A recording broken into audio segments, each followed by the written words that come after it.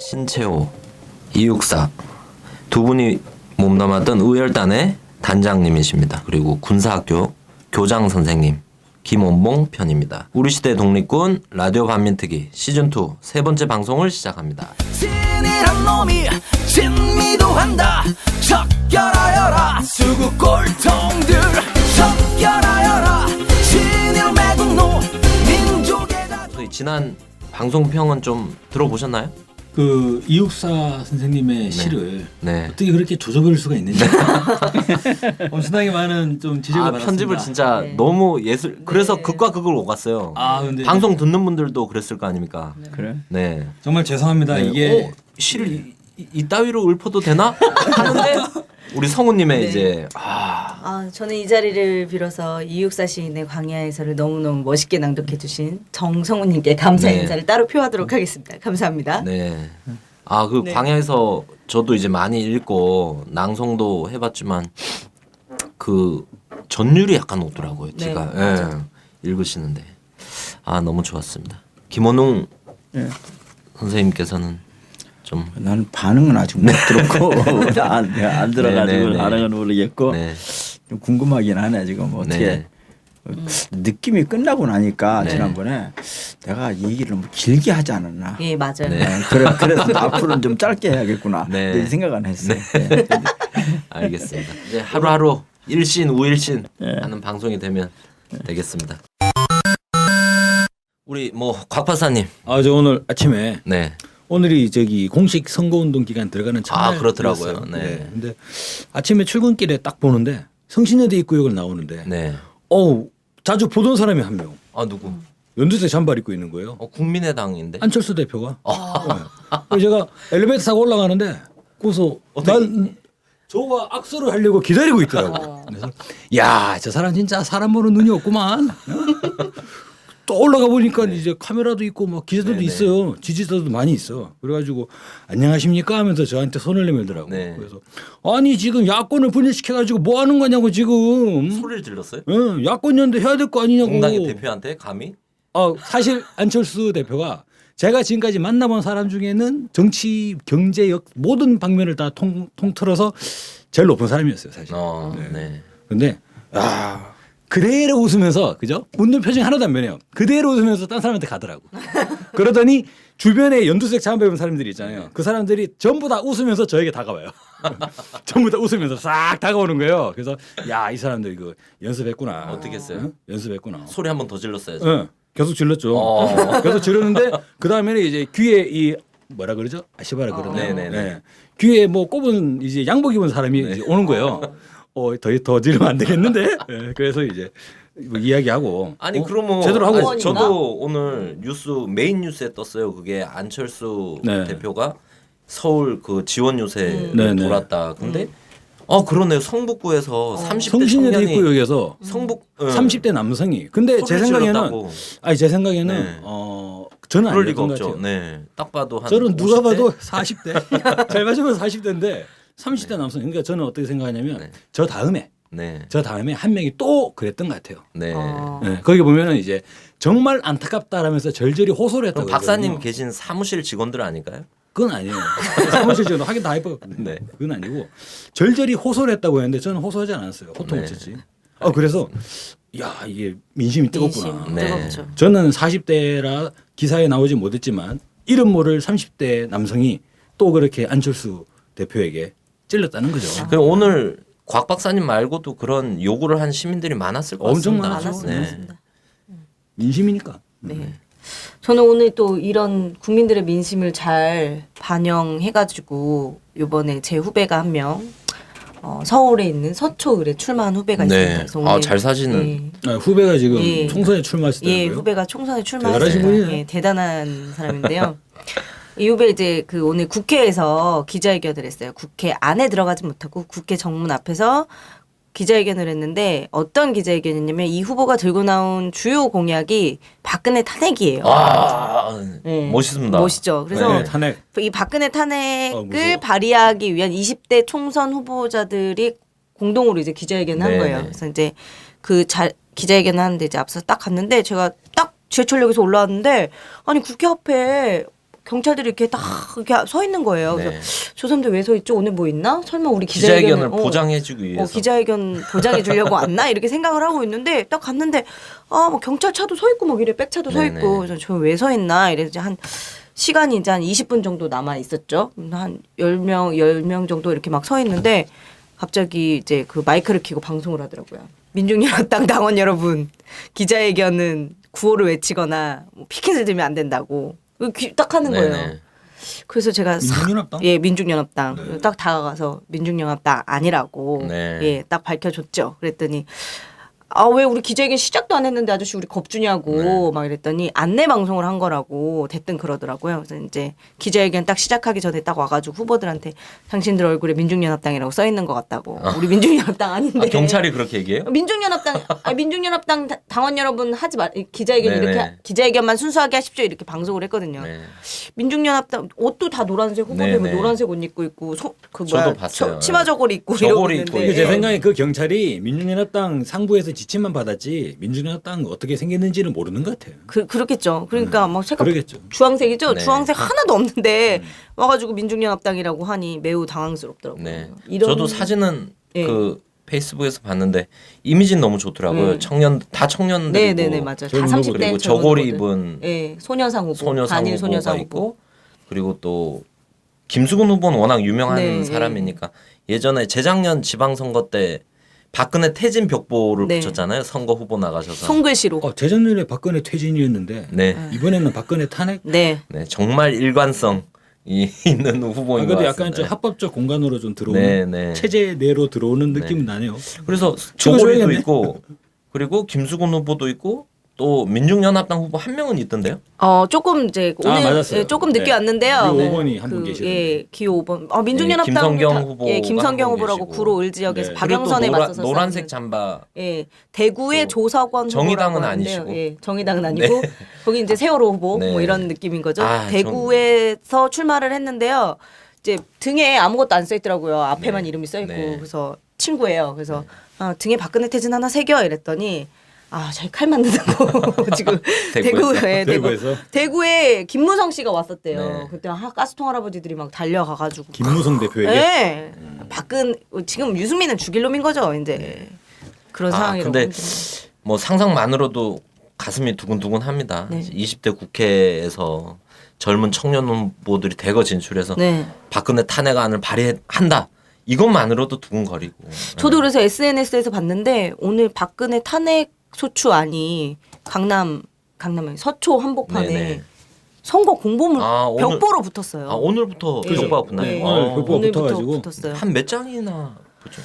글쎄요, 거기 뭐 서초 선거구 전 선거구에 붙는 거니까 네, 뭐 한 수백 장 네, 정도. 수백 장 정도. 한번 찾아보죠. 네. 얼마나 아니 보신 분들은 인증샷 인증샷 올리기? 많이 올려주시면 인증샷 좋을 것 올리기? 같습니다. 네. 그러면 그 내 후보들이 다 그런 벽보, 그런 공보물, 뭐 그런 현수막을 뭐 쓰겠네요. 그렇게 하고 있는 거죠. 뭐 아, 심지어 이런- 대구에서는 조석원 후보는 우리 대학 다닐 때 이렇게 플랜카드 페인트로 쓰잖아요. 네네. 손으로 20년 전에? 써갖고 20년 전. 좋습니다. 손으로 써갖고 그거 대구 시내에 4.19 박근혜 4.19 퇴진 분위기인데? 붙었대요. 박근혜 맞습니다. 퇴진 네. 대구시에 지금 대구에. 현수막이 아, 완전 박근혜 홍수잖아요. 탄핵? 홍수. 탄핵. 예. 오히려 그런 게 예. 차별성이 예. 있을 눈에 수도 띄게 있을 것 띄게 같아요. 쓸 한눈에 수 확 있을 것 들어오겠는데. 같아요. 예, 전국에 그런 후보들이 있으면 선거가 신이 나겠습니다. 네. 네. 지금 뭐 선거가 아주 신나는 거 신날 아니에요? 것 점점 많아질 것 같은데. 네. 왜냐하면 여러 후보들이 선거 기조를 중간에 전환할 수가 있지 네. 않습니까? 우리도 저렇게 갈까? 근데 탄핵안 발의라는 게 사실 현실적으로 지금 새누리당이 이걸 찬성을 이제 나중에 20대 국회에서 어느 정도 실현 가능성이 있을지 없을지 이건 잘 모르겠습니다. 근데 뭐 해봐야 알겠지만 근데 그렇지 않다 하더라도 20대 국회 그리고 앞으로 정치 뭐 내년이 대선이 있잖아요. 이런 기세와 패기로 싸워야 정권 교체를 또 할 수 있지 않을까. 그런 생각도 듭니다. 그래서 청년들의 이런 뭐 기세에 큰 박수를 보냅니다. 네. 선전을 기원합니다.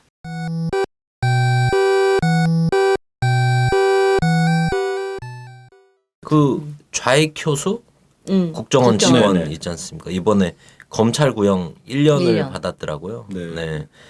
공무원이 그 일반 국민을 대상으로 뭐 전라도 비하 하는 댓글 그리고 망치 부인이라는 팟캐스트 진행자 딸을 뭐 성폭행 뭐 협박 이런 거를 했던 그런 공무원인데 네. 어떻게 검찰에서 구형을 1년을 줄까 참 구형을? 네 구형을 구형 또. 1년 네. 선고는 잘해야 모르죠. 지금 이제 집행유예 얼마 이렇게 정권 교체해야지 선고 되지 않을까요? 참 아쉽습니다. 아쉽고 그리고 이번에 또 그것도 뉴스 특이하더라고. 아까 뭐 청와대 공격 글 썼던 사람 새누리당 을 잡았어요. 네. 잡았는데 새누리 당원인 거예요.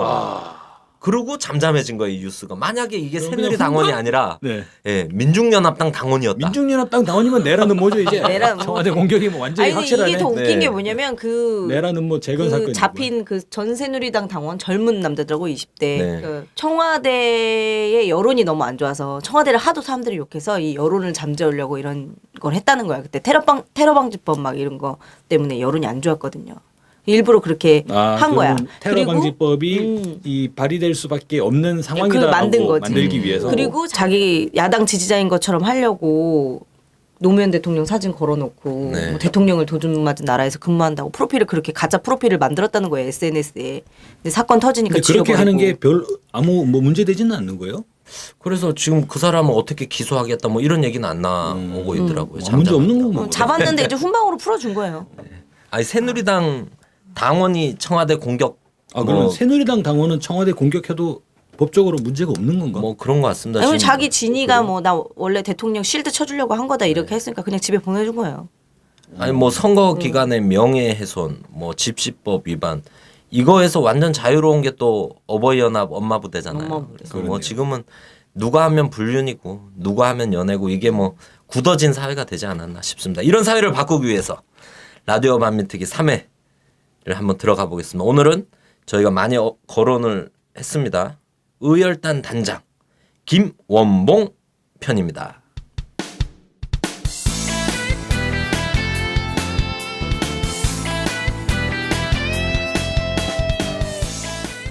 라디오 반민특위 시즌2에 대한 청취자 의견 또는 역사적 사실관계에 대한 의견을 보내주시면 참고하여 더 좋은 방송을 만들어가겠습니다. 의견 주실 곳은 radiobanmin 숫자 2 라디오 반민 2 gmail.com입니다. 라디오 반민특위 시즌2의 후원 계좌를 열었습니다. 우리 시대 독립군 라디오 반민특위에 독립군 자금을 보내주세요. 보내주실 곳은 국민은행 762-302-04-172416 국민은행 762-302-04-172416 안승의 라디오 반민특위입니다. 의열단 단장 김원봉 편입니다. 1898년에 태어나셨습니다. 약산이라는 호를 가지고 계시죠. 1919년에 그러니까 21세 우리나라 나이로 22세 그 정도 되시던 때에 의열단을 조직하셨죠. 그렇죠. 22살에 약관 20대 청년이 야 정말 지금 요즘으로 치면 대학교 3학년 정도 네, 나이가 됩니다. 한창 때죠. 1926년도에 황포군관학교에 입학을 하셨고 1930년대에는 주로 조선의용대를 조직을 하시면서 그 중국 지역에서 독립운동을 계속적으로 전개하셨으며 40년대에는 광복군에도 관여하셨죠. 그래서 부사령관 겸 제1지대장으로 광복군 활동도 하셨습니다.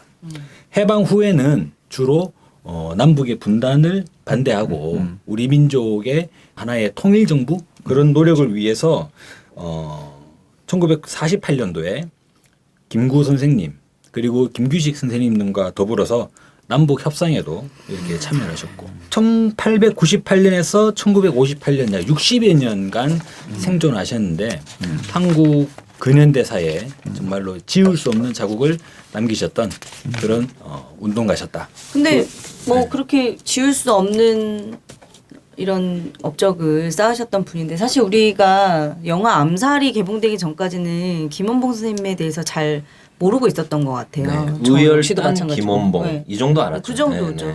아니 어리셨을 때도 그런 걸로 유명하던데요. 뭐 10대 초반에도 네. 일장기를 변소에 예, 버리는 투척 뭐 이런 걸로 해가지고 그게 탄압. 1911년이죠. 네. 네. 그러다가 학교에서 제명당하셨어요. 네. 퇴학당하셨어요. 잘렸어? 예. 아. 그런 뭔가 약간 용기, 용맹 이런 게 어려서부터 좀 기질적으로는 원래 계시던 분 아닌가. 그리고 현상금이 제일 높으셨다고 일제 시기에. 예.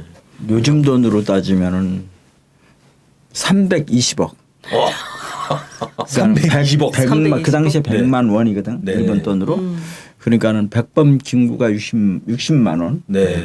그러니까는 100번보다도 더 많이 일제 현상금이 걸렸었는데 그 320억이라는 돈이 그게 누구 때문에 깨졌는가? 미국이 빈라덴한테 네. 아. 540억을 했거든. 아, 그래요? 근데 거기에 깨졌어. 거기에 그 기록이 깨진 아, 거야. 그래요? 최고 현상금이. 저는 어. 99년부터 이제 2008년 잡힐 때까지 어. 최고 현상금이 2천만 원. 2천만 원? 2천만 원. 아, 이제 2천만 원. 아, 더 열심히 사셔야겠는데요. 네, 알겠습니다. 제 위로는 못 받는데요, 근데. 아, 현 그렇습니까? 시대에서. 네, 알겠습니다. 그리고 뭐 그런 것도 계셨고. 현상금이 짜구만 요즘. 지난 방송 때 이육사 선생님이 네. 형제들이 네 분이 한번 같이 구속이 되신 적이 네. 있잖아요. 그렇죠. 그런 거 보면서 저희가 놀랐는데 김원봉 선생님이 형제 네 분이 다 사살을 당하셨다고. 한국전쟁 시대. 사촌 형제 5분까지. 그 보도연맹. 보도연맹 네네. 사건. 뭐 국군에 의해서 9분이 다 학살 당하시고.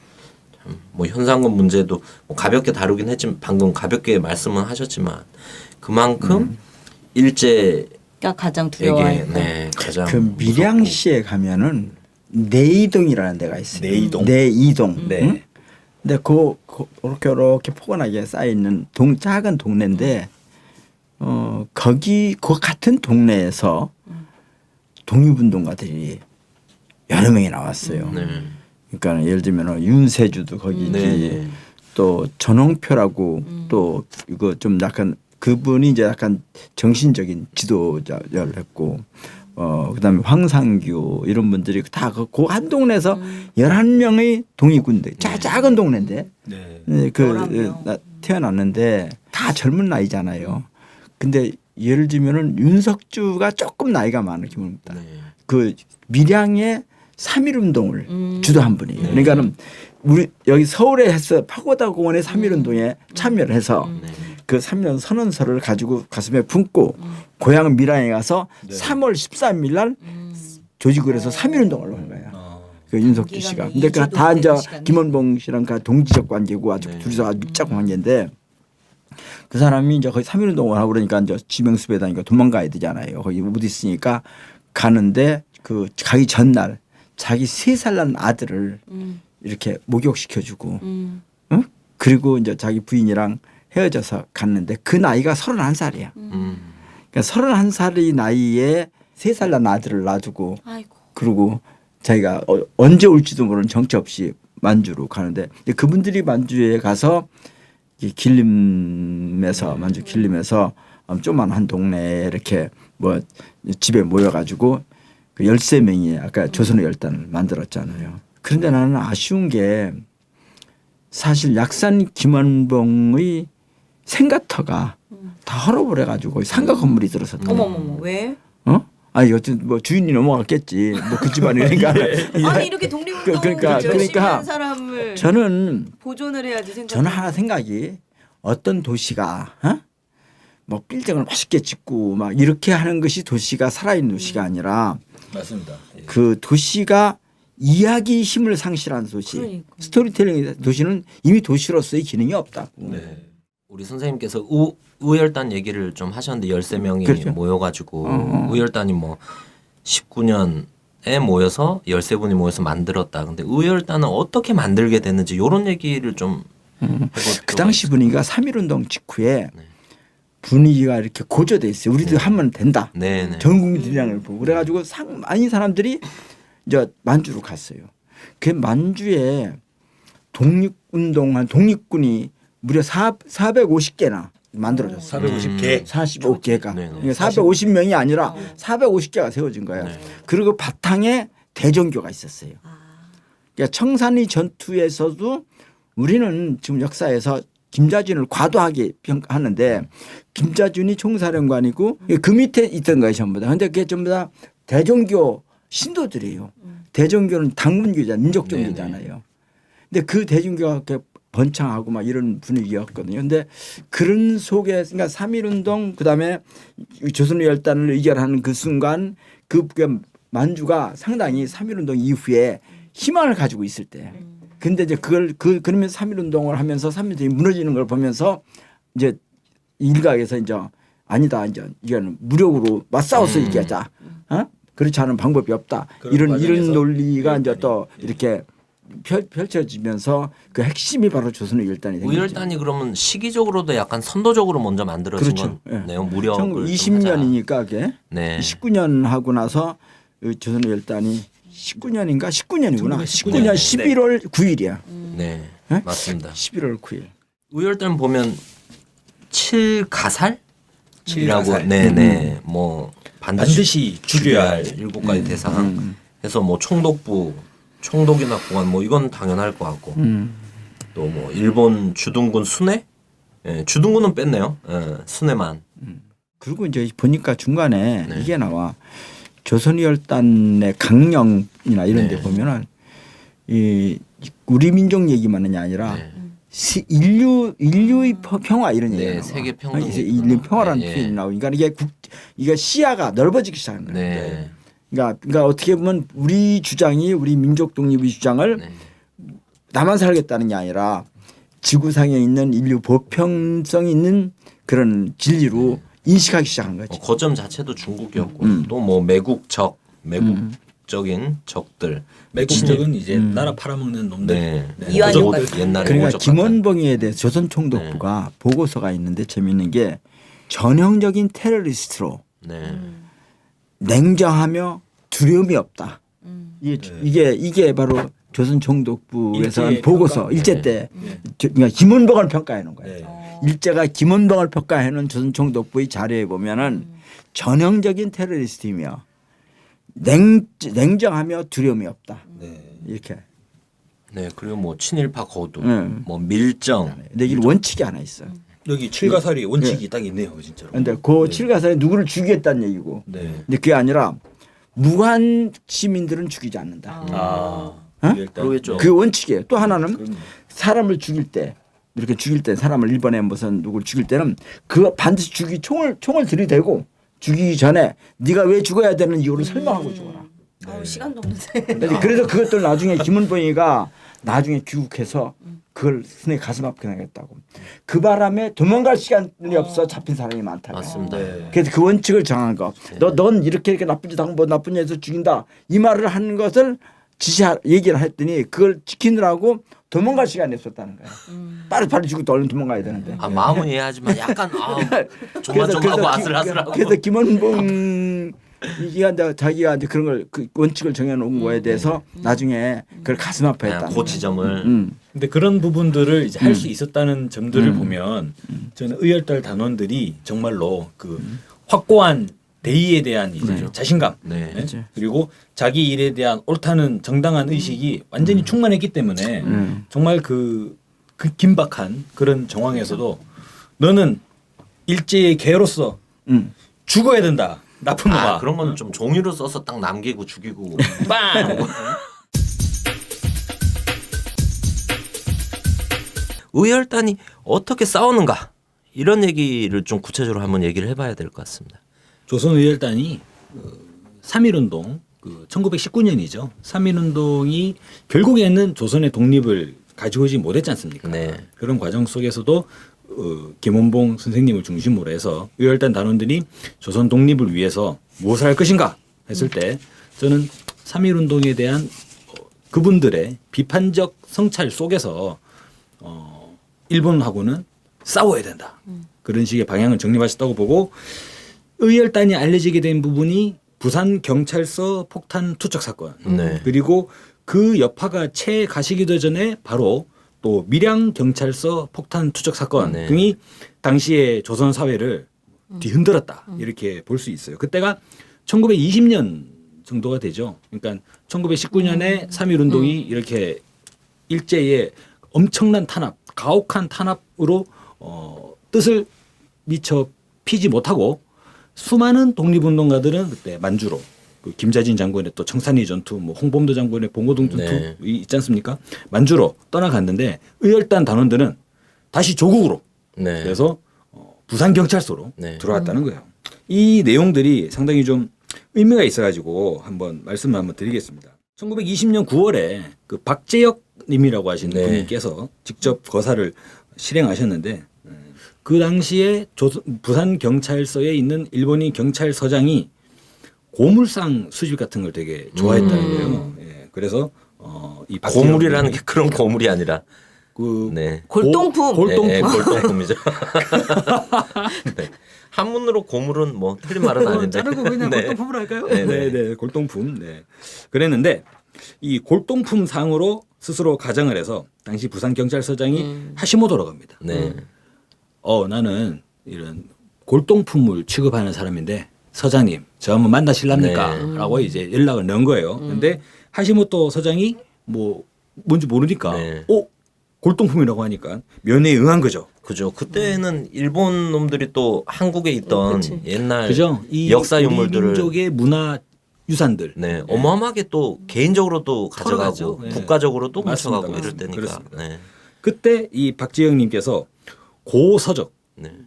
옛날 오래된 서적을 꺼내는 척 하다가 네. 폭탄을 빡 던져. 아, 바로 앞에 서 있겠는데. 네, 네. 바로 앞에서 면제나 대고 그럼 서장이 때려버리는 거예요. 죽었습니까? 죽었어요? 그 자리에서 서장과 현장에 있는 순사 뒤에 또 경찰 같이 네, 있으니까 네. 중상을 입고 그죠? 옆에 보조원들 네. 상당히 많은 사람들이 부상을 당하고 불구가 됐다는 거예요. 하시모토는 네. 병원으로 옮기던 도중 사망. 좋습니다. 이거를 네. 성공한 것이죠. 네, 네. 근데 그 자리에서 이 박지영님께서 뭐라 그러셨냐면 나는 의열단원이다. 네. 저 또 지난 방송 때 제가 또 이육사의 광야에서 우선 읊으세요. 조정을 했는데 영 아니다 싶으면 또 성우를 초빙. 알겠습니다. 알겠습니다. 내 놈들의 소행으로 이번에 우리 동지들이 구속되고 말할 수 없는 고초를 겪고 있다. 내 놈들은 우리의 원수다. 죽어 마땅한 줄은 내 놈들도 알고 있겠지라고 하면서 일가를 딱 하시는 거죠. 이건 써도 될 것 같습니다. 그렇습니다. 네. 근데 그때 이제 이렇게 그 거사를 단행하고 이것이 뭐 요즘에 뭐 IS 테러 어쩌고 뭐 자살 폭탄 네네. 테러 얘기를 하지 않습니까? 의미가 차원이 다른 거죠. 네. 구체적으로 그 칠거에서 딱 테러의 대상을 지정을 하고 우리 민족의 원수 일제를 타격을 한다. 그런 목적하에서 우리의 정당성을 홍보하는 뭐 그러한 이 말씀이 아니셨나. 근데 박지혁 의사께서는 체포 후에 유치장으로 옮겨졌는데 부산지법에서 사형 선고를 받으셨어요. 나중에 21년도죠. 대구 법원에서 무기형으로 온도받고 복역을 하셨는데 어떻게 됐겠습니까? 사실 또 그 옥사. 일제 시대에 네. 고문 후유증 네. 그리고 폭탄을 던지실 때 파편상을 좀 네. 당하신 것 같아요. 부상을 입으셨던 것 같아요. 아, 일본 일제 시대 때 감옥을 가면 사형으로 죽든 고문으로 죽든 옥사. 그냥 옥사. 형기를 마치고 추록하는 경우가 별로 없어요. 네. 네. 그래서 21년도 3월 12일에 네. 안타깝게도 네. 옥사하셨습니다. 이 박재혁 의사의 의거로 인해서 의열단은 그야말로 조선 사회를 뒤흔들었고 네. 와 일본 경찰서장이 죽었단 말이야? 네. 야, 이 당시에 얼마나 우리 통쾌했겠습니까? 당시 전체 조선 민족이 한 2천만 명 정도 네. 되는 수준이었잖아요. 2천만 당시 우리 동포들이 저녁에 탁배기 한잔 하고 탁배기 한잔 할 수 있는 그런 네. 살림 형편이 네. 되실지는 모르겠습니다만 모이면 이런 이야기. 네. 아니 이번에 부산에서 그래서 그 비공식적으로 의열단이 한 1,000명까지도 그렇죠. 얘기가 나오거든요. 급속하게 근데 늘어나고 그렇구나. 네. 그러고도 남았을 수많은 것 청년들이 같습니다. 네. 나도 깐. 너도 10대 후반, 20대 초반 우리 얼마나 한번 혈기왕성합니까? 뜨자 네, 한번. 네. 왜냐면 뜨자. 그런데 이 조선 의열단을 더 알리게 된 사건이 있습니다. 네. 부산 경찰서 폭탄 투척 사건의 여파가 채 가시기도 전에 9월 달이었어요. 9월 달에 박재혁 의사의 이 의거를 접한 또 의열단원 중에 최수봉 의사가 계십니다. 네. 부산 경찰서에서 폭탄 투척이 있었으니까 일제도 아주 그냥 독이 올랐겠죠. 네. 그래서 사방팔방 다니면서 이 관련자들을 검거 색출, 고문 이런 현상들이 일벌백계를 안 하면 의열단이 늘어날 텐데. 그래서 네. 또 할 테니까 또 할 테니까 네. 일망타진 네. 그렇게 나왔겠죠. 당시 밀양 경찰서에서 수많은 사람들을 잡아가뒀다는 거예요. 네. 검거해가지고 그래서 이 최수봉 의사는 밀양 경찰서를 한번 때리자. 와. 범의 아가리로. 예. 그 우리 동지들 네. 의열단 동지들을 괴롭히고 잡아가는 네. 밀양 경찰서를 때리자. 그렇게 의거를 세웠다고 합니다. 그때가 이제 12월경이었죠. 12월경에 밀양 경찰서를 목표로 삼기로 하고 이제 준비를 하셨다는 거예요. 그래서 1920년 12월 27일입니다. 한겨울이죠. 밀양 경찰서에 폭탄을 투척을 하시고 그 당시에 어떻게 됐냐면 오전 9시 30분에 밀양 경찰서 서장 이름은 또 와타나베라고 합니다. 네. 와타나베. 와타나베가 순사 한 20명, 19명을 불러놓고 특별 순시 발언을 하고 있었는데 그때 창 밖에서 최수봉 의사가 슈루탄을 던졌다는 거예요. 슈루탄을 던졌는데 한 발의 슈루탄이 근데 이 순사부장이 네. 순사부장이 네. 친일파네. 아, 예. 한국 사람이네. 네. 남경호에게 맞았으나 그게 불발이었대요. 그리고 하나를 더 던졌는데 안타깝습니다. 예. 또 던진 하나가 경찰서 본관의 이제 사무기구들을 상당히 파괴하고 그렇게 됐다고 합니다. 최수봉 의사는 도주하다가 근처 지인인 황석이라는 님이 계시는데 그분 집에 숨어 있다가 상황이 일제 경찰들이 시시각각 포위망을 좁혀오는 이런 상황 속에서 뭐 극단적인 선택을 하신 것 같아요. 단도를 꺼내가지고 자결을 하기 위해서 네. 자신의 배를 스스로 그었는데 완전하게 네. 그 결행이 되기 전에 체포가 되셨다고 합니다. 아. 바로 추격한 일본군에 의해 가지고 병원으로 후송이 돼 가지고 바로 재판으로 넘겨지셨는데 1921년도에 사형을 선고받으셨고 네. 결국에는 1921년 5월 23일에 사형이 선고되고 7월 8일에 집행되셨습니다. 근데 이때 일본 경찰은 최수봉 의사가 이제 사형을 당하셨으니까 시신이 있을 거 아니에요. 네. 그럼 조선 사람들이 주변에 이 동지들, 지인들이 그 시신을 수습하기 위해서 경찰서 그 네. 형무소를 찾아가지 않겠습니까? 그런데 그 시신을 매장하려고 대기하던 청년들을 또 네. 수십 명을 구속. 네. 예. 아, 그 최수봉 의사의 시신 자체도 무서웠던 거죠. 일제 놈들은. 그죠. 네. 아니 그럼 시신을 뭐 어떻게 하려고 그랬어, 쥐들이? 뭐 그냥 버리지 않겠어요? 그냥 뭐 네. 쓱, 예. 뭐 바다에 버리든지 아니면 뭐 땅에 시신이 묻어버리든지. 있으면 사람들이 시신을 또 묘를 만들고 거기를 그렇죠. 또 그것이 추모를 하나의 하고 또 정신이 민족 되니까. 저항 되니까. 정신의 근거지 본거지가 돼버리니까 이렇게 이 부산 경찰서 투척, 밀양 경찰서 투척으로 3.1운동 이후에 1920년, 1921년에 조선 사회가 아주 뒤숭숭. 네. 우리 치면 어떻게 됩니까? 거의 뭐 혁명적 의기가 막 우와 밀양에서 응? 그러면 여기에서 우리도 한번 그러지 않았겠어요? 어릴 때 네. 그 윤봉길 의사나 안중근 의사 그죠. 얘기 교과서에서 배우면 네네. 그 초등학교 어린 나이에도 불끈하잖아요. 그죠. 일본 놈들. 불끈하죠. 이 열사 의사들이 너무 멋있다. 따라 배우고 싶다 이러잖아요. 근데 같은 그 동시대를 살았던 사람들한테는 더 그 격동시키는 그 힘이 더 맞아. 그렇죠. 컸지 않았을까. 네. 아 근데 이렇게 시신을 수습하려는 사람까지 구속을 한다는 건 정말 뭐 이해도 할 수 없거니와 인간에 대한 최소한의 그런 예의도 없고 양심도 없는 정말 악독한 일제였다는 생각이 드네요. 이런 투쟁 정신이 번져지는 게 그만큼 두렵지 않았을까. 일본 놈들은. 그리고도 의열단 투쟁이 쭉 이어지잖아요. 그 네. 이 과정에서 네. 도처에서 거사가 일어나고 네. 이른바 일제 주구들에 대한 네. 이 뭐라고 해야죠 단죄가 네. 일어나게 되니까 일본은 일제가 어떻게 됐겠어요? 비상이 걸렸겠죠. 네. 비상이 걸렸어. 대체 누구냐? 네. 잡아라. 네. 이런 과정에서 사실상 그 김원봉 선생님께서 역사상 최고액의 현상금이 내걸리는 네. 그러다 보니까 이 김원봉 선생님께서는 부산 경찰서 투척 사건과 밀양 경찰서 투척 사건은 의열단의 행위고 바로 자신이 한 것이다 라는 네. 것을 밝히셨다고 합니다. 그러면서 이 의열단이 하나의 그 당시에 20년대 그 조선 사회 내에서 청년들의 네. 격정적인 이런 지지 네. 그리고 열풍 그런 부분들이 불지 않았나 싶습니다. 이렇게 되니까 의열단의 이 응징 사건, 응징이라고 할 수 있죠. 이런 응징들이 막 도처로 확산이 되기 시작하는데 결국에는 뭡니까? 당시 식민지 조선을 강점하고 있는 일제의 총본사는 뭐니 뭐니 해도 조선 총독부잖아요. 총독부. 총독부죠. 총독부를 때리자라고 의열단원들의 의기가 모아졌던 것 같습니다. 쉽지 않았을 텐데. 그렇죠. 네. 그 당시에 만주에서 기계감독 일을 하시던 김익상님께서 네. 우연찮은 계기로 김원봉 선생님을 만났다고 하는데 김원봉 선생님도 최종 목표는 조선 총독부. 네. 조선 총독부를 어떻게 할까 그런 구상을 하셨던 것 같아요. 김익상 선생님을 만난 자리에서 김원봉 선생님이 우리 한번 하자. 네. 그렇게 제안을 하신 것 같습니다. 구체적인 발언들을 말씀드리면 이런 말씀하셨다고 합니다. 자유는 우리의 힘과 피로 얻어지는 것이다. 결코 남의 힘으로 얻어지는 것이 아닙니다. 좋습니다. 조선민족은 능히 적과 싸워 그들을 몰아낼 힘이 있습니다. 그럼요. 그러므로 우리는 앞장서서 민중을 각성시켜야 합니다. 이것을 위해서 즉 민중을 각성시키기 위해서 우리가 먼저 피를 흘려야 하는 것입니다. 투쟁.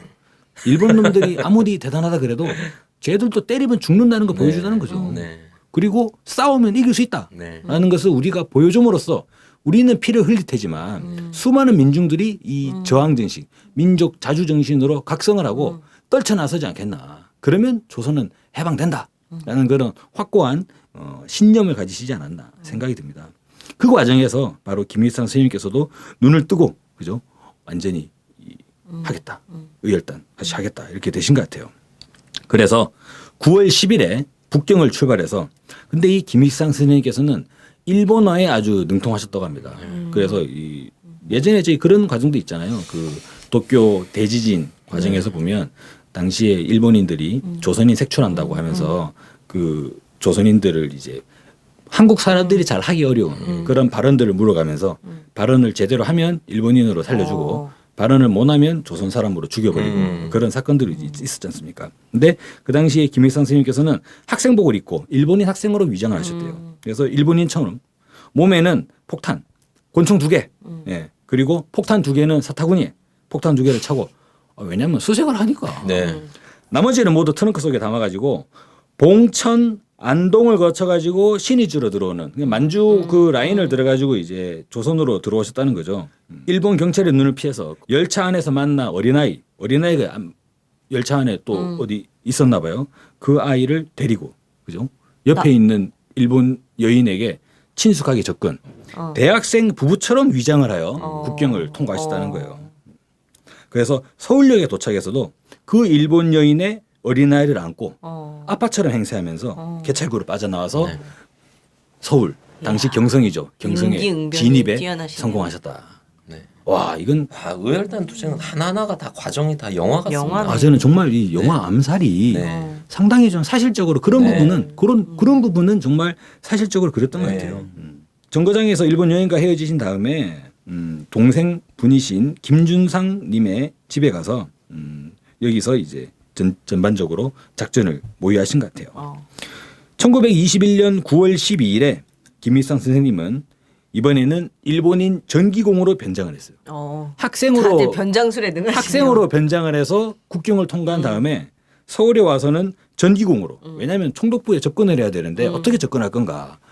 전기수리공으로 변장을 한번 해보자. 왜냐하면은 이 기계 감독으로 기계 관련 일을 하셨으니까. 그래서 검정색 양복 저고리에 흰 바지 그리고 한쪽 어깨에는 이 여러 가지 전기수리기구 뭐 벤치 네. 드라이브 이런 거 있죠. 그런 걸 넣은 가방을 메고 전기공으로 가장을 해서 총독부에 잠입을 했습니다. 총독부 잠입을 해서 총독부 비서실과 총독부 회계과에다가 폭탄을 던지셨다는 거예요. 그런데 비서과에 던진 폭탄은 불발. 그러나 그죠? 회계과에 던진 폭탄은 사무실과 사무직기를 폭파시키는 진지로 조선 총독부를 때려버린 거죠. 네. 조선 총독부에서 이렇게 폭발탄이 많은 거예요. 의사님은 어떻게 되셨어요? 네. 당시 김일성 선생님은 건물이 완전 난리가 났을 거 아니에요. 네. 폭탄이 터졌으니까 그 아수라장이 된 건물을 빠져나와서 그죠?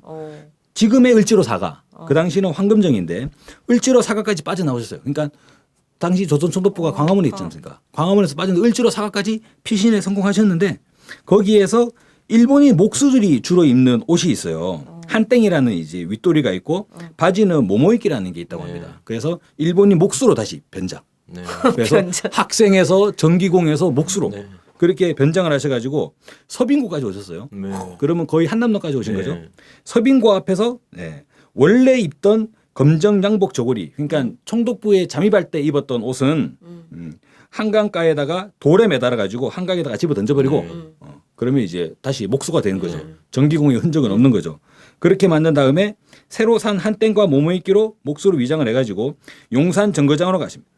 용산 정거장에서 평양으로 가는 경의선 열차를 타고 평양으로 출발했죠. 타셨어요? 네, 탈출에 성공하죠. 그래서 김익산 스님은 신의주에서 내려가지고 압록강 철교를 무사히 건너셔서 1921년 9월 17일 베이징에 도착. 그래서 김문봉 선생님을 만나가지고 사건의 전발 예. 때렸습니다. 라는 걸 보고하셨다는 거예요. 아 이런 건 진짜 네. 통쾌합니다. 와, 야, 이게 성공한 거네요. 그죠. 예. 아니 뭐 총독을 죽이고 이러진 못했지만 얼마나 두렵겠어요. 목표 우리는 자체가 근데 살아있다. 그죠. 어. 목표 자체가 그 총독부 물론 상징적인 그죠. 거니까요. 그 칠과 악을 이제 뭐 네, 네. 척살하는 것도 있지만 민중을 각성시킨다는 네. 면에서 조선 총독부에 폭탄을 던져가지고 조선 민중을 각성시켰다. 엄청난 성과가. 아, 또 우열단 영향에 이런 피해가 없다는 게 또 너무 그러니까. 그렇죠, 그렇죠. 반갑습니다. 네. 이런 게 오히려 영화로 더 암살에서도 얼마나 슬픕니까 사실. 하와이 예, 하와이 그- 피스톨로 네. 나오죠. 네. 그 사람 딱 죽을 때 진짜 너무 아쉽고 그 전에 그렇죠. 속사포 죽을 때도 아쉽고. 예. 그 외에도 뭐 저희가 알기에도 뭐 총독 저격 사건이나 그 육군 대장들 네. 뭐 저격 시도나 이런 게 많았다고. 근데 이런 게 흔히 전투라고 하는 게 네. 상대가 어떠한 전술을 가지고 이 쭉 작전을 구사하게 되면 당하는 사람은 네. 그걸 보고 배워요. 네. 그래서 대비를 하게 되거든요. 네. 그럼 이 차후에는 일제 경찰들이 의열단의 테러, 의거에 대해서 대비를 하기 시작을 하죠. 네. 그런 면에서 그 이후에 이제 이 주로 의거들을 보면 안타까운 네. 그런 이제 실패 사례들도 상당히 많이 최근에 사실 총선 전국 막 답답하고 네. 하면서 이제 원로 선생님들이 보면 그런 얘기 많이 하시거든요. 아 기진아 야 의열단이 있어야 돼. 의열단이 그쪽 일하는 그쪽 원로 선생님들이 제일 선생님이세요? 많이 그 얘기하세요. 저만 보면 툭 치면서 의열단이 필요한 시대다. 의열단이. 근데 의열단이 지금 시대에 저는 있다고 생각하는데. 아 있죠. 네 아까 전에 말씀하신 얼마 합법적으로 박근혜 박근혜 탄핵 소추안 벽보. 벽보를 딱 붙였는데 네, 이런 게 이게 폭탄 아닙니까? 폭탄이죠, 폭탄. 네. 폭탄과 같은 효과를 내죠. 네. 완전 폭탄과 같은 효과를 내죠. 박근혜 탄핵 소추안. 네, 우리 청년들이 기계는 이렇게 살아 있다. 그러니까 우리가 그런 거 하니까 경찰들이 막 미리부터 나와가지고 네. 진치고 딱.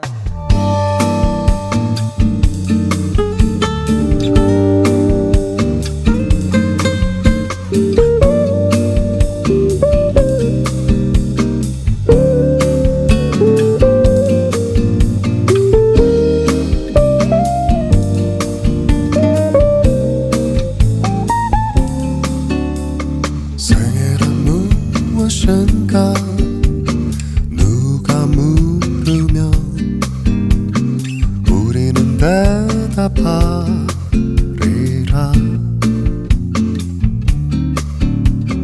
마지막 순간에 뒤돌아볼 때 웃으며 추억할 지난 날이라고 시냇물 모여서 강을 이루듯 날들이 모여 생을 이루리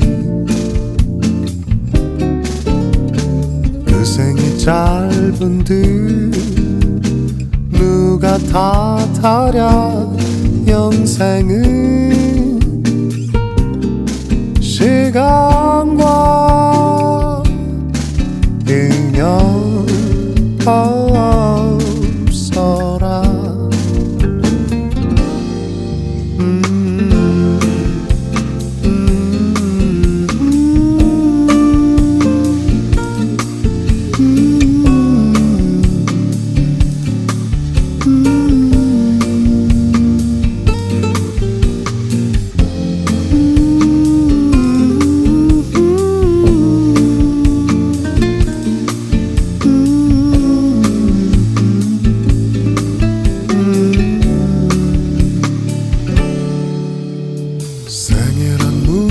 무엇인가 누가 물으면 우리는 대답하리라.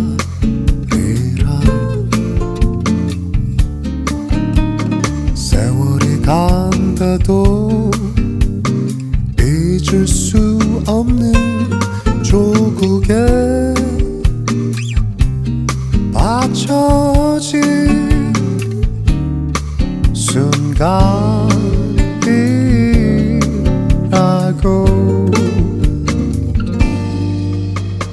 고요한 아침에 이슬이 지듯 한 생이 사라진 때도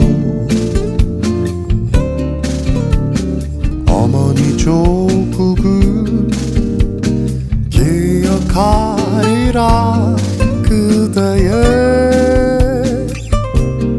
이름과 걸어온 길을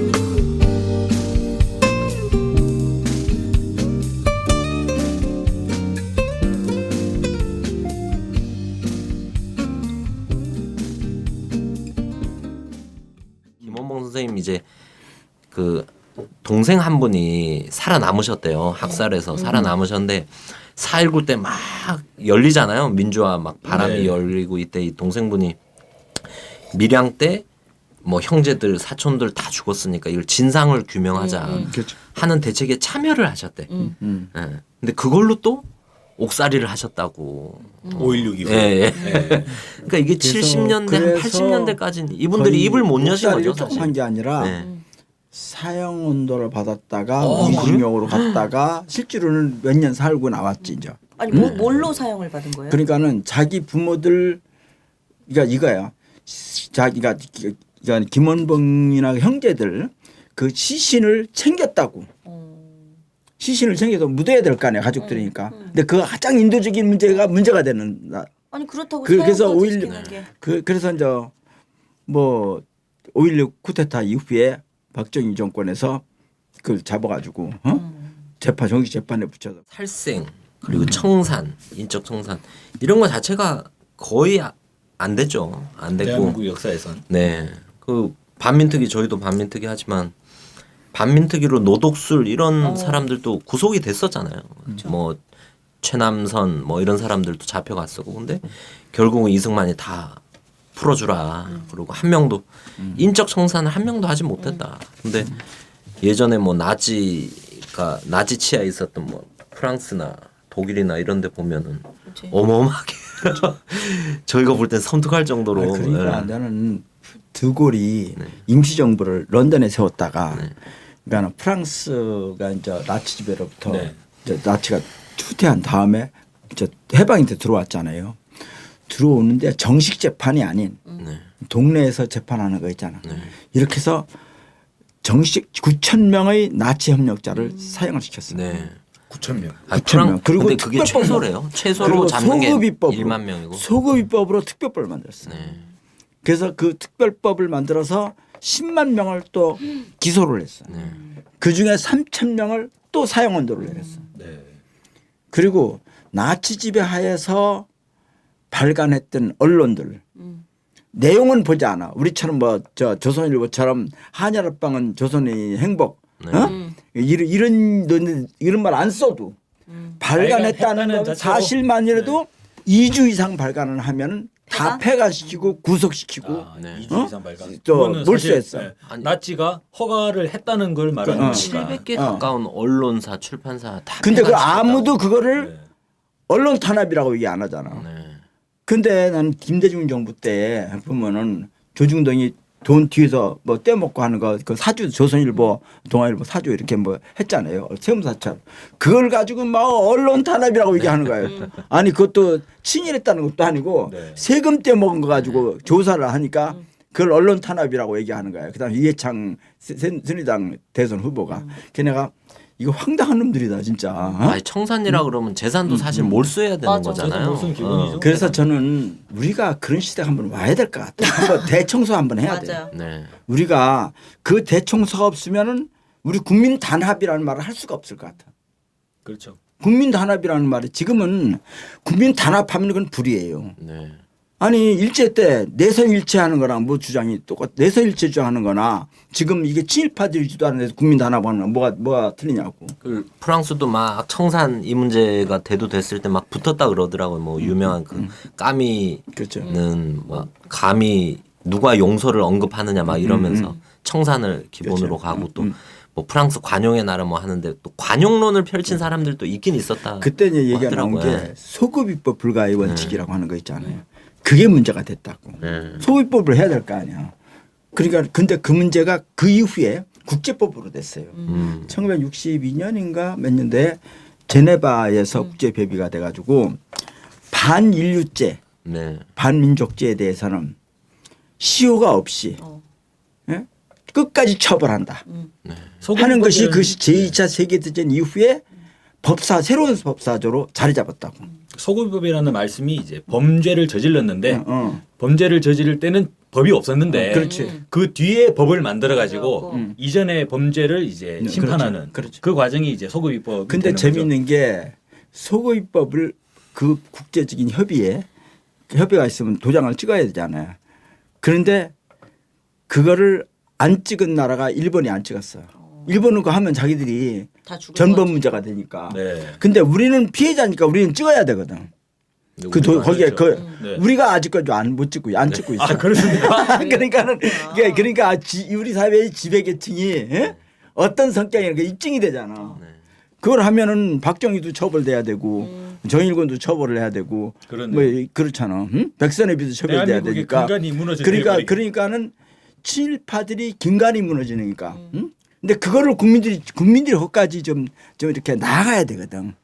현실을.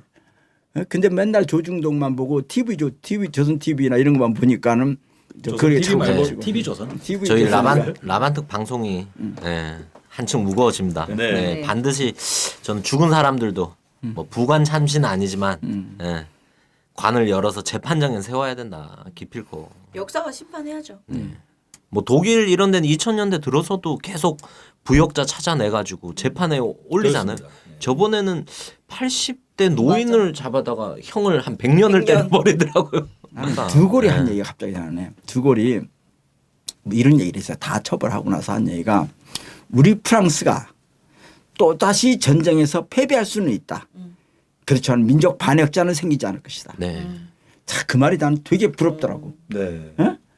우리는 또 다시 전쟁에 패배해서 그렇게 되면 다투어서 민족 반역자가 될 것 같아.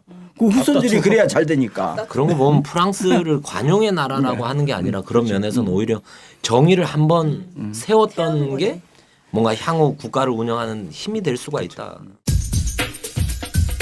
아 이때는 보니까 폭탄을 반입하는 데만 한 반년이 걸리더라고요. 중국에서. 예, 쉽지가 않더라고요. 사실 목숨을 걸고 이런 의거들을 벌인 거를 좀 잘 지금 시대에서 좀 잘 봐야 되지 않겠나 이런 생각이 들고 저희도 학생 운동하면서 95년도에 기억나네요. 95년도에 일본의 와다나베가 망언을 한번 했었습니다. 그 했었고 뭐 한일 간에 이제 문제들 몇 가지 다 망언해갖고 그날 새벽에 그 저희 안국역에 일본 문화원 있잖아요. 거기 한 5-60명이 가가지고 저도 공소시효 끝났으니까 저도 화염병 2개를 막 사람들이 막 우르르 가서 던지는 거예요. 근데 다 그 철조망에 맞아갖고 밖에서 깨지는 거예요. 그래서 그땐 젓가락 이제 쇠파이프라 그러죠. 그래서 유리창 톡톡톡 안으로 깨갖고 2개를 안에 탁 집어넣었죠. 그 불이 확 나더라고요. 예, 그리고 다 잡혀갔습니다 그날 지하철에서. 네, 하여간 뭐 그런 것도 있고 또 80년대 또 대학생들이 미 대사관, 뭐 문화원, 뭐 광주학살 배우 뭐 이러면서 많이 하고 이 다 같은 그런 마음이지 않았을까. 해방이 되죠. 이렇게 싸우는 과정에서 해방이 되고 의열단 활동 이때 의열단, 의용대 뭐 이런 활동을 쭉 하시다가 해방을 맞습니다. 그래서 선생님이 해방되고 오셔가지고 뭐 이전에 친일 경찰이었던 노독술이랑 또 그렇죠. 악연이 있으시다고 하던데. 네. 그래서 이제 1946년이가 미 군정하잖아요. 조선을 실질적으로는 형식적으로는 독립국가를 만드는데 실제는 미국의 보호령으로 운영을 하겠다. 그럼 미국 말 잘 듣고 갈 데 없는 그런 친일파들을 기용을 해야만 그게 이루어진다. 그것도 일본에 있는 자기들 그 고문단이 있어요. 일본 사람들. 그 사람들도 계속 그걸 주입시키는 거예요. 그러니까 조선은 마음대로 걱정하지 마십시오. 우리가 양성해 놓은 친일파들 그런들을 그냥 헌신적으로 하니까 우리한테 한 것처럼 당신한테 할 거니까 그 사람들 기용하면 미국의 국익에 도움이 됩니다. 이제 우리보다 더 잘합니다. 훈련이 돼서 우리가 욕하는 거 눈치만 빨아서 더 쉽게 합니다. 네. 고문을 해도 일본 사람이 하는 것보다 더 잘하니까 이렇게 얘기를 설명하는데 그래서 장택상이를 쓴 거예요. 네. 장택 친일 앞잡이였는데 그러니까 장택상이가 노독술이를 시켜가지고 노독술도 유명하지 그 않습니까? 노독술도 반민특위가 그 초기에 잡아들인 놈인데. 상당히 그 아주 악질적인 네. 이 조선 독립운동한 사람을 고문하는 사람으로 유명한 피를 그렇게 사람인데 잘 뽑았는데 네, 노독술이. 그런 사람인데 그러니까 일본 사람들이 상상을 못할 방법을 망고해서 네. 조선을 고민해 가지고 자백을 맡아내는 예? 그 노독소리 같은 그런 걸로 유명한 사람인데 그 사람 재밌는 게 그 사람에 대해서 이승만이가 한 얘기가 있어요. 노독소리가 있으니까 내가 발을 뻗고 살 수가 있다. 네. 예. 반공 그렇잖아. 투사라고 그러니까 노독술이. 나를 만공투사니까. 지켜주는. 그러니까 그런 이승만이가 그런 사람인가 이승만이가 어떤 사람인가 그 한마디로 입증이 되잖아. 근데 그 사람 그러니까 이제 이 사람을 시켜가지고 약산 김원봉을 집을 가서 아침에 가서 화장실에 있는 걸 네. 이 혁대도 잘 안 매 아직도 이걸 맨 사람을 강제 납치를 해가지고 가서 고문을 하고 뺨을 때리고 막 이렇게 한 거야. 그러니까 그 당시에는 해방되고 들어오니까 그분이 1998년생이면 나이가 그 당시 나이가 어떻게 됐어요? 해방이 한 40대 이제 후반 이렇게 네네. 됐잖아. 그러니까 자기가 일제 시대 때 또 안 당했던 수모를 해방된 조국 와서 당했잖아요. 얼마나 이게 황당하겠어. 그래서 눈하고. 그 얘기가 나오더라고요. 그 노독술한테 네. 고문을 받은 거죠. 사실 고문을 그래가지고. 받고 나서 어. 3일 동안 방에서 칩거하시고 3일 동안 우셨다고. 억울해서. 네. 아니 근데 왜 잡혀가신 거죠, 김원봉 선생님이? 그 이제 그 김원봉 선생님이 오셔가지고 그런 걸 하셨죠. 오셨는데 해방이 됐고 이제 미 군정이 들어서고 친일파 득세하고 하니까 독립운동했던 사람들 그리고 새 나라를 세우려고 한 사람들이 단결해야 된다, 뭉쳐야 된다 이런 노력을 많이 하셨더라고요. 그래서 여운형 선생님이랑 또 그래서 좌우 합작 노력을 많이 하셨. 그런 표현도 하시던데 조선 민중의 생존 번영, 자유 평등을 위하여 분토 노력한다는 그 실질 문제에서 좌와 우가 다른 것이 무엇이 있겠는가 합쳐서 싸워야 된다 이런 노력을 한 것 자체가 눈에 거슬리는 거죠. 저 김학봉 여사가 그 여동생분, 여동생이니까 네네. 지금 생존에 있잖아요. 들은 이야기인데 우리가 3년 전에 조선의열단 기념사업회도 만들고 또 단재신처 선생님의 순국날에 청주 묘소에서 모였어요 전부 다. 조선의열단의 네네. 이제 후손들이 네. 단재신처 선생님에게 막 김학봉 이육사 네. 이육사 선생의 또 뭐 또 딸 네네. 또 정일성 네. 정일성 선생의 또 딸 이렇게 네. 해서 뭐 이렇게 모여가지고 그날 그런 얘기 했는데 이런 얘기 자기가 서울에 오빠가 오라고 그러니까 서울에 간 거예요. 가는데 있다고 한 데에 안 계시더라는 거예요. 나중에 눈치를 보니까 피하신 것 같다는 거예요. 근데 거기 갔더니 자객 비슷한 사람이 있다는 거예요. 자객. 근데 자객을 내가 당신이 누구냐 그래서 내가 누구냐니까 전하더래요. 좌우 합작을 포기해라. 그러면 안 건들겠다. 그 여동생한테. 영상한테. 어? 그 당시에 좌우 합작한다는 이야기는 친일파를 청산한다고 생각한 거예요. 네. 좌우 합작을 하면 친일파 청산이라는 대명분이 받을 거다. 그러니까 좌우 합작만 포기하면은 우익 진영이랑 이제 지주계층이랑 이렇게 친일파들이랑 결합해서 만든 정치 세력은 친일파들을 건들지 않을 것이다. 근데 계속 우리가 이 좌우 합작을 주장을 하니까 그것만 포기하면 그게 바로 그 김학봉 여사가 좀 아까 한 얘기와 연결되는 거예요. 네. 김두한이가 그 옛날에 살아 있을 때 방송에 나와가지고 그러니까 라디오 방송 이런 데서 이렇게 인터뷰하는 글 중에서 자기가 김봉인봉이를 이렇게 보내려고 자기 졸개들을 보냈고 뭐 이렇게 네. 지휘를 했다. 네. 이제 이런 얘기. 그래 그거 무서워서 김원봉이가 도망가 버렸다. 북한으로. 이걸 자랑스럽게 얘기하더라는 네. 얘기를 들어요. 김두한이가. 아, 정황상으로 딱 맞겠네요. 근데 본인이 네, 얘기했대. 네, 예, 김두한이가 본인이 한 얘기래. 이게. 네. 그래서 김두한이가 그러니까 친일파들이 행동대 앞잡이라며 폭력 집단이.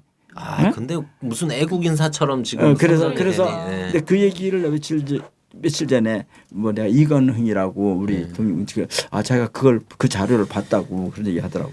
예, 그래서 뭐 좌우 합작 얘기를 하니까 뭐 아까 전에 저 얘기하던 야권 연대랑도 딱 네. 고민이 네. 됩니다 지금.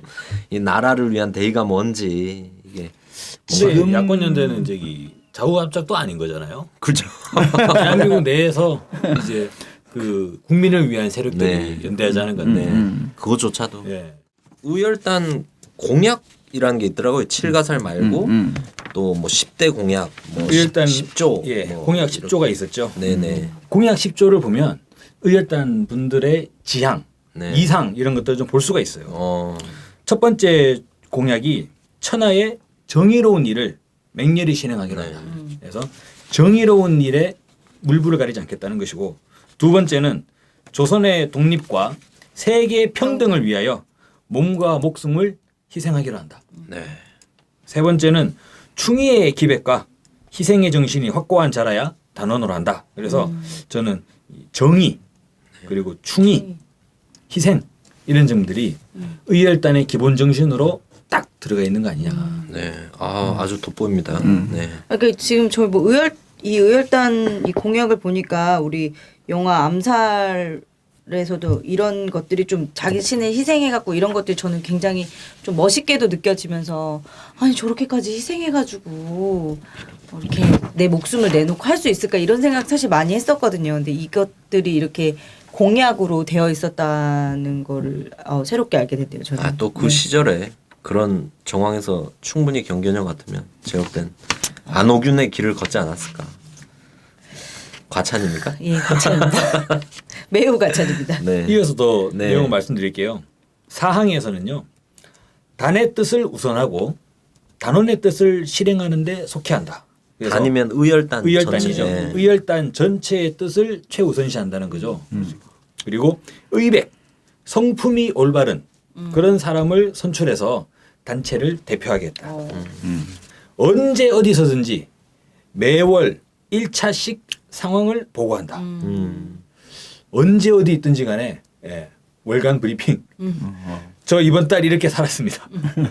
이번 달 무슨 일이 있었고 뭐가 있었다라는 상황을 보고해야 한다는 거죠. 그리고 7번째. 언제 어디서든지 모이도록 요청하면 반드시 응한다.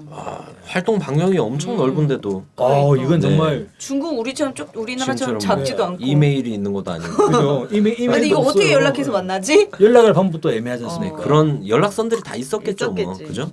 건너고 이런 거. 이거 하기 위해서라도 꼭 일을 열심히 해야겠네요. 단원으로 월차 보고하려면 일을 해야지 보고를 할 거 아니야. 아니, 제가 지금 보니까 그 하나 의열단원이 몸 다친 거예요. 크게 총상도 맞고 그래가지고 이제 어디 숨어가지고 치료를 받고 있는데 야 몸이 이렇게 아파서 어떻게 그 너무 좀 힘들지 않아? 이랬더니 이런 일은 몸으로 하는 게 아닙니다. 이렇게 얘기하는 거예요. 네. 몸으로 하는 게 아니다.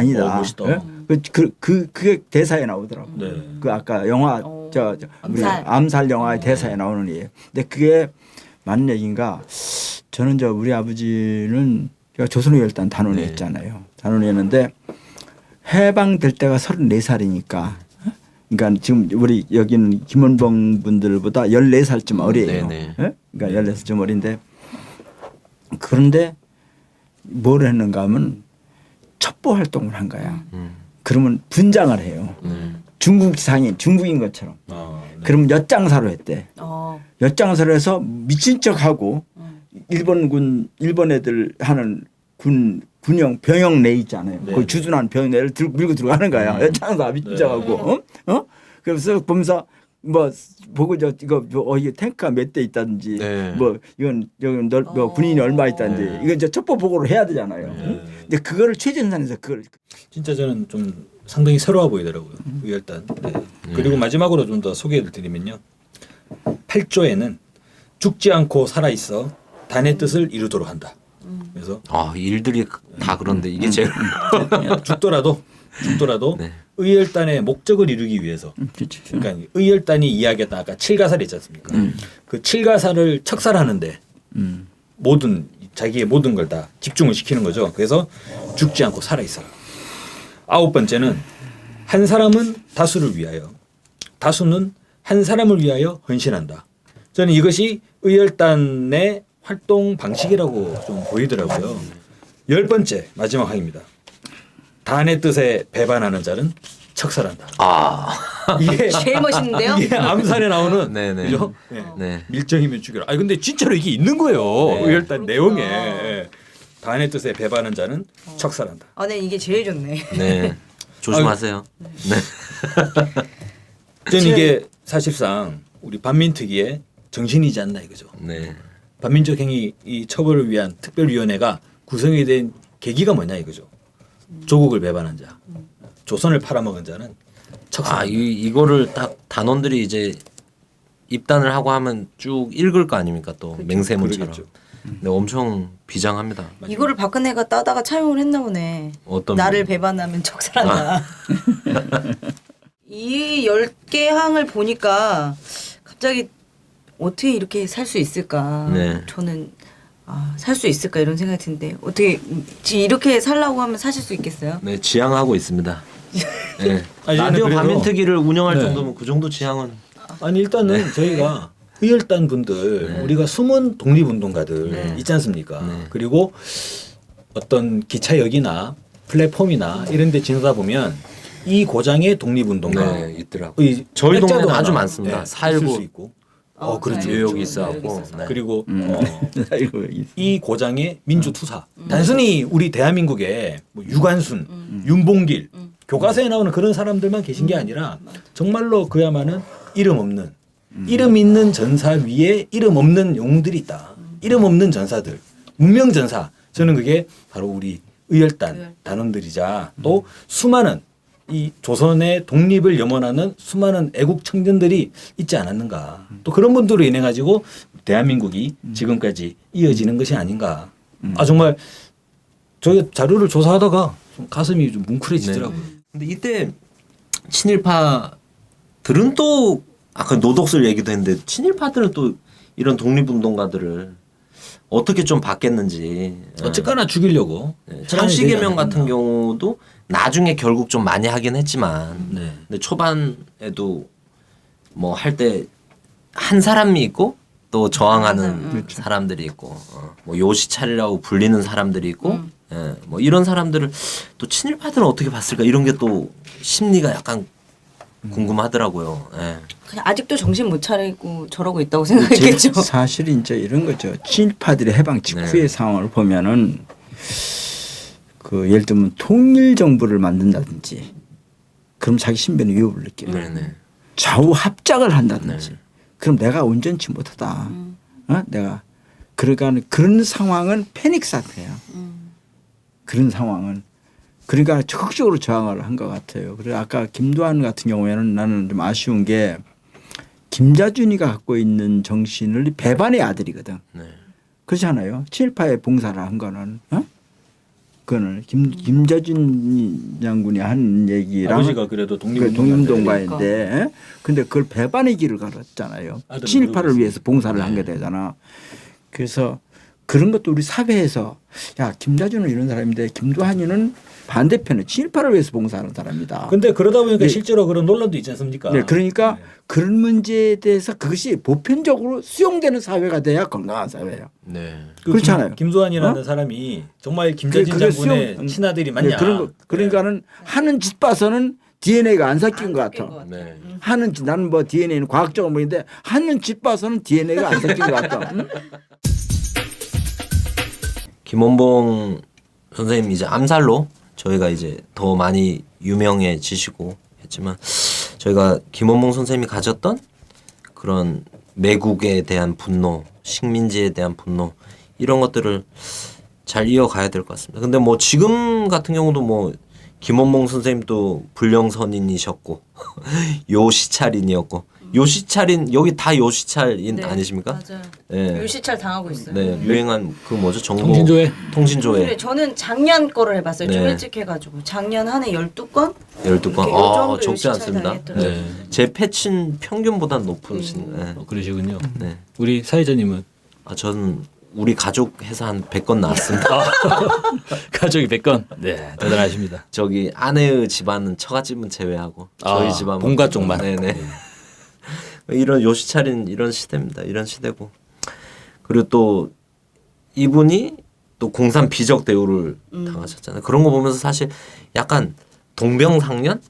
예, 약간 감정이입이 되는 것도 있는 겁니다. 지금 통일운동하면서, 지금 그러네요. 민주화운동하면서 이러면서 이 선생님한테 김원봉 선생님한테 어떤 정신을 우리가 배워야 되겠는가 이런 생각이 많이 들고. 아까 뭐 말씀하셨다시피 그 노덕술한테 그런 모욕을 당하고 3일 동안 이제 방에서 치과하시면서 통곡을 억울해서 하셨다고 하는데 요런 그렇게 얼마나 억울하셨겠어요. 이렇게 투쟁하고 이렇게 독립을 위해서 이렇게 싸웠는데 근데 우리가 평가 김원봉 선생님에 대한 평가가 이 당시에 이랬다는 거잖아요. 아까 얘기한 것처럼 요시찰 뭐 불령선인 뭐 이랬는데 지금 김원봉 선생님을 딱 떠올려 보면 아 일제가 가장 두려워했던 독립운동가 뭐 이렇게 해가지고 우리 후대들이 지금 역사가 점점 평가를 이렇게 해가고 있는 거죠. 네. 저는 김원봉 선생님에 대한 가장 큰 우리가 교훈점, 배울 점은 뭐냐면 결코 좌절하지 않았다.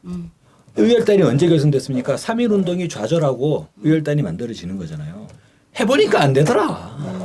이 식민 지배를 벗어나는 독립이라는 거는 내가 진짜 10년을 해봤는데 안 되더라. 그래서 다들 손을 놓았던 시절. 아이고 또 총독부가 또 오겠네. 사이토가 또 오네. 그러던 시절. 그 시절에 우리는 할 수 있다. 독립을 할 수 있고 이 독립에 모든 걸 다 바치겠다라는 그런 하나의 신념과 의지를 세우셨다는 그 점이 저는 가장 우리 김원봉 선생님의 높은 뜻이고 오늘날 우리가 배워야 될 점이 아니냐 이거죠. 저는 그것도 너무 좋더라고요. 네. 김원봉 선생님이 해방되고 나서 오셔서 노독술한테 그렇게 당한 것도 좌우합작을 단결을 추진하신 거잖아요. 그렇죠, 애국 세력에. 그렇죠. 네. 그러면서 이제 여운형 선생님 같이 좀 노력을 하죠. 그러니까 네. 화연도 가졌어요. 여운형 선생도 암살당하고 그 추진했던 네, 또 이제 그런 여운형 선생들 암살당하면서 이런 데서 신변의 불안을 느꼈다. 네, 네. 그런데 김원봉 선생님이 그 혁혁한 찬란한 네. 독립운동가잖아요. 네. 그런데 대한민국 정부가 독립운동가로서의 서훈을 지금 못 받았어요. 네.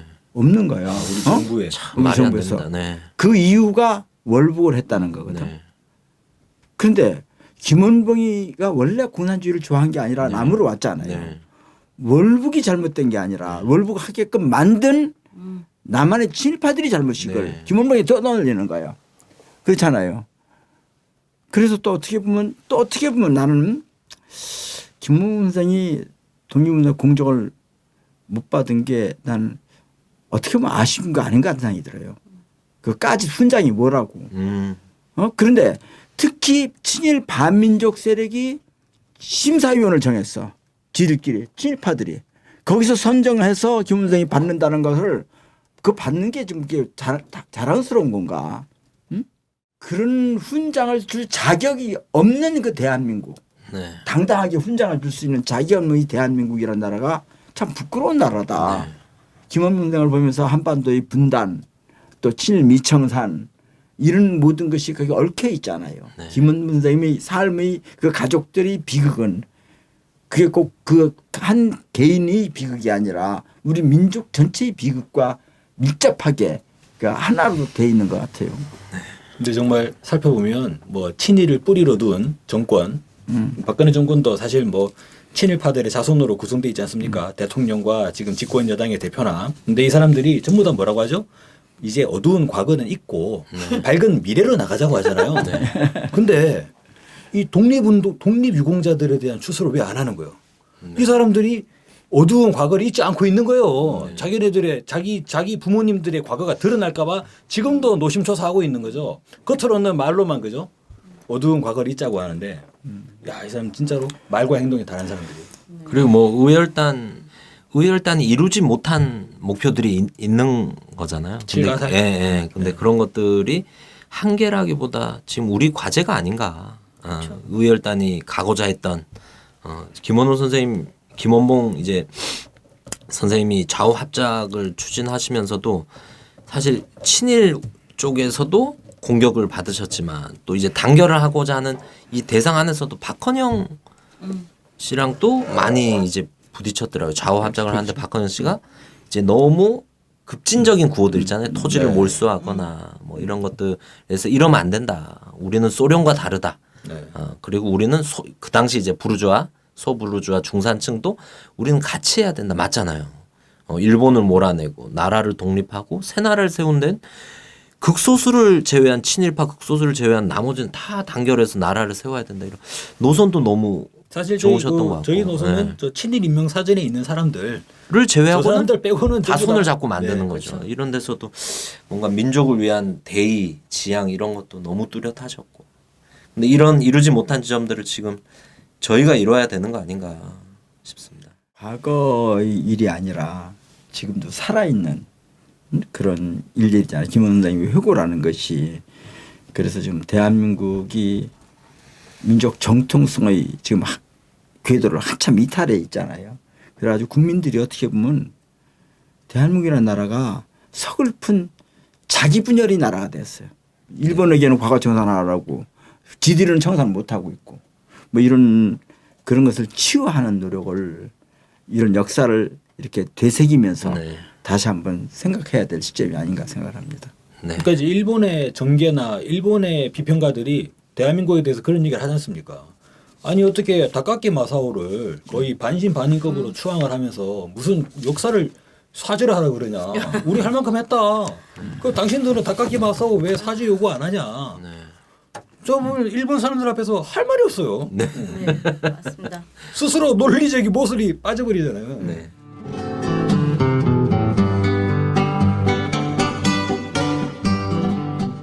안녕하세요. 김윤성입니다. 제가 이번에 테러 방지법이 통과된 이유를 대비한 책을 발간했습니다. 우리의 디지털 데이터를 안전하게 보관하고 보안 대책을 수립할 수 있도록 도와주는 책, 김윤성의 완벽한 데이터 관리입니다. 국정원이 합법적이고 무차별적으로 국민들을 사찰할 수 있는 테러 방지법 시대에 맞서 우리 스스로가 우리의 데이터를 지킬 수 있는 방법을 담았습니다. 이 책을 통해 우리의 소중한 데이터를 스스로의 힘으로 지킬 수 있는 힘을 가지시기를 바랍니다. 김인성의 완벽한 데이터 관리, 많은 구매 부탁드립니다. 감사합니다.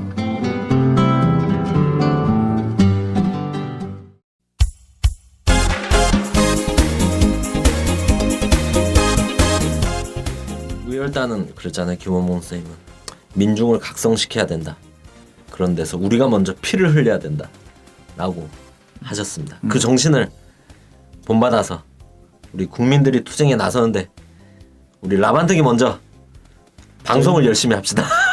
저희는 저기 피 흘리는 거 대신 땀을 열심히 흘리겠습니다. 네, 의열단이 못 이룬 꿈 저희가 이루겠습니다. 이렇게 마치겠습니다. 벽도 가진 부자 후손들 일본 장교가 대통령하고 친일파 후손들이 떵떵거리니 일본 놈들이 망언을 하고 이 나라 없인 여기며 조롱한다. 적결하여라 친일 매국노 민족의 자존 지켜 세우자.